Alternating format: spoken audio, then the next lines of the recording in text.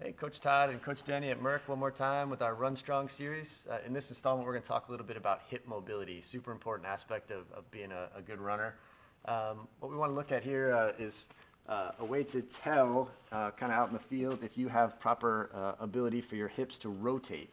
And so what Denny's done here is he's got a little stool underneath, and he's going to try to test to see if he can open that hip up to about, I don't know, 30 to 45 degrees, if at least 30. If you can't get to 30, we probably don't have enough. He's got a little dowel rod here just to make sure that he's not rotating at the hips while testing this. If your hips are rotating, if your whole body is rotating, we're not really measuring your ability for the hip to rotate. So this is just to make sure he stays nice and still, except where we want to test. And so if you can't get to that 30-degree range at a minimum, there are some things that we want to do to try to improve that. Our $1 million hip stretch. Yeah, that's the ultimate kind of hip rotation.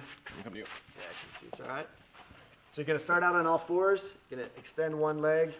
Imagine that your pelvis is kind of like the headlights on a car. You want to keep those things pointing right at the ground, and then you just sort of lean into that leg and slide back as far as you can go with it. And you just kind of reset. Do that thing again. Then you can get that from the back angle a little bit too, so you can see how his body is leaning out over that hip while staying nice and square. Do 10 or 12 of those on each side, and before long you'll be feeling great. Give it a try.